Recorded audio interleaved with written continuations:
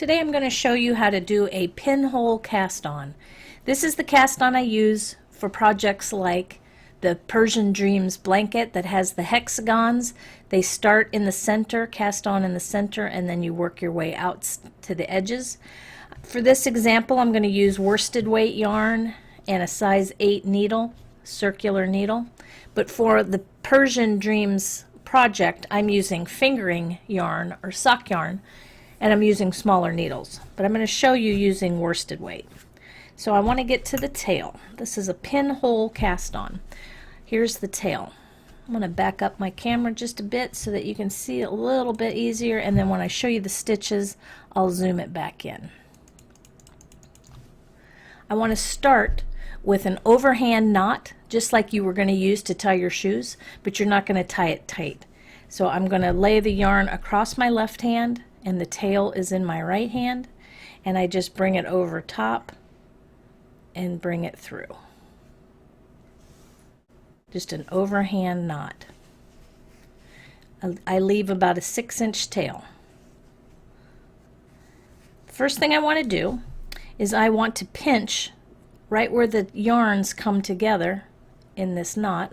I want to pinch it between my finger and my thumb. The second thing I need to do is this is the thread that goes back to the ball of yarn. I want to loop that over my finger. I want some tension on this. And then this loop from the knot, I need to secure both edges of this loop. So I pinch both parts of it with my thumb. So I have some tension here, tension here, tension here. I've pinched both sides of the knot, and I have my yarn that goes back to the ball here. So let's start putting some stitches on. The first stitch is always a yarn over. It's going to want to slide off your needle, so I use my finger here to kind of hold the stitches on as I do this cast on. So my very first stitch is a yarn over, and it's stitch 1. Stitch 2 is to reach around and go into the loop, reach around, go into the loop, grab the yarn and pull it through the loop. That's stitch 2. Stitch 3 is a yarn over. Stitch 4 is going into the loop, reach the yarn and pull the yarn through the loop. That's 4. 5 is a yarn over. 6. I need to re-secure that loop in my thumb. It kind of popped out. 6. 7 is the yarn over.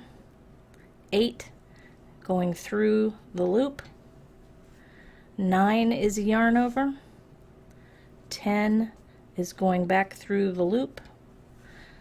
11 is a yarn over. 12 is going back through the loop. When I start the pinholes for the Persian Dreams blanket, I put 12 stitches on my needle. That's what I just did, 12 stitches. You always want your last stitch for this type of cast on to be the stitch that goes through the loop. Then it'll lock, it'll stay on. You don't want your last stitch to be a yarn over, because it'll just flop off as soon as you move. So your last stitch is going through the big loop. So I have my 12 stitches on here. I need to transfer 6 of them onto another DPN or onto another circular so that I can start knitting in the round. So the easiest way to do this, if I were to just pull 6 stitches now off of this same end, it would start to unravel. So I don't want to use this end of the circular needle. I want to use the opposite end and pull these first 6 stitches off rather than these last 6 stitches. So to do that, I'm just going to take and slide my stitches from one end of the circ down to the other. Just make sure none of your stitches fall off. You don't want this last or this first stitch to fall off. So I am just going to slowly bring them all down here to this end. And I happen to have another circular needle. I have this gray pair and now I have a pink pair. And I want to take 6 stitches from this side and move them to this new needle.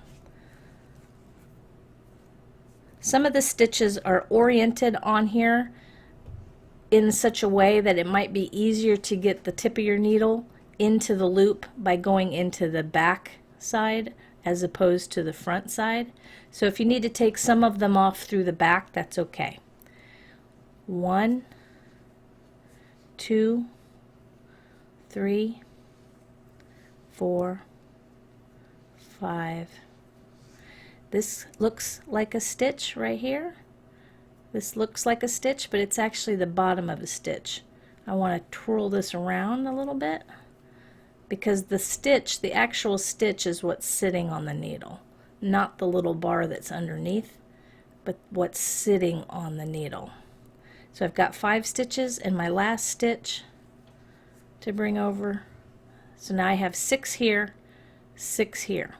It still doesn't look like much yet, but I'm just now getting my stitches oriented so that I can now knit all the way around one time, and then I'll show you what it looks like when you pull the pinhole. So now that I have stitches on both needles, I want to start knitting, and in order to do that I need to bring my knitting back down to the other side of this circular needle. I know it sounds confusing, but here is where my yarn, my live active yarn is. So I need to start knitting from this stitch. So I'm going to pull this needle to get the cord inside the stitches, and then this is where I'm going to start knitting from. So I've got to pull this to the other end of the circular. I know it seems a little confusing, but it's not too bad. And as you do this, you'll understand why. So I want to start knitting here. So I'm going to pull these stitches onto the needle. I need to flip it around so that I can start knitting. I've got my 6 stitches here, my 6 stitches hanging off of this cable, and I'm going to pick up the other pink needle so that I can knit, and I'm joining the front stitches to the back stitches. So I'm going to start knitting. I'm going to knit around. My yarn is coming off of this bottom needle. That very first stitch I'm going to pull kind of tight. Now when you look at the stitch here, it's easy to think that the stitch is right here underneath, but it's actually, the stitch is actually, I'm going to turn it a little bit, the stitch is actually this one, not that bottom thing. If you were to happen to knit the bottom, your stitch count would be off. 2,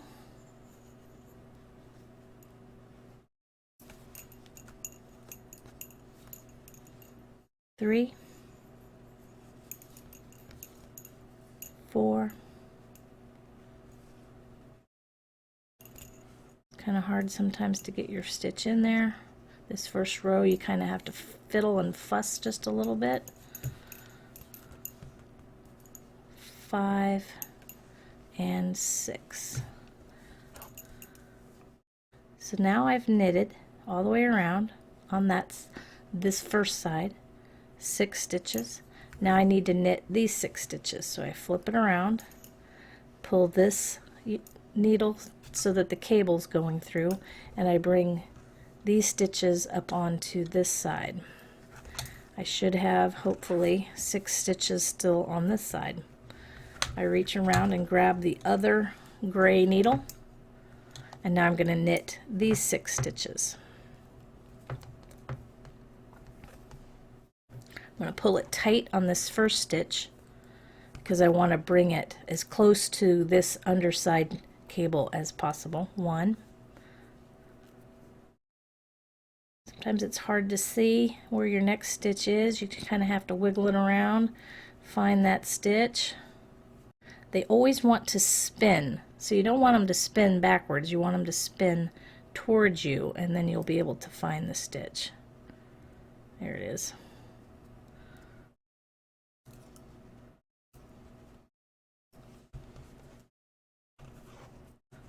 Two.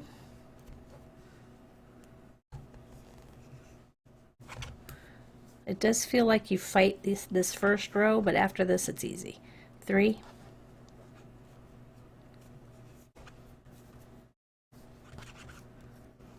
4.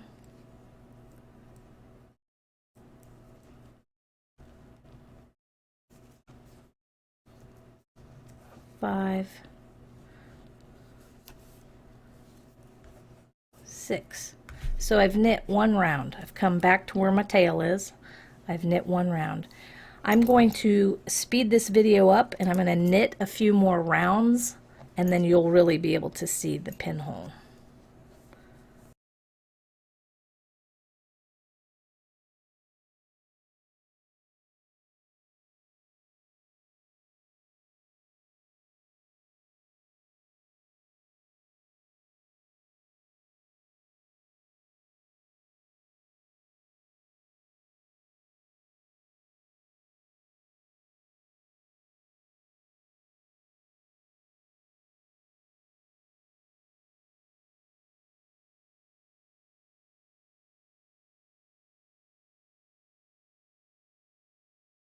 Okay, I've gone around a couple of times, and now I want to show you how the pinhole works.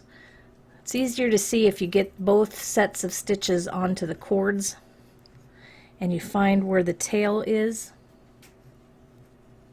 I'm going to fish the tail down through the hole. I want my tail to be underneath everything. There we go. I'm going to fish the tail down through. So now when I pull on the tail, it should close up the pinhole. As I pull on the tail, it closes the pinhole.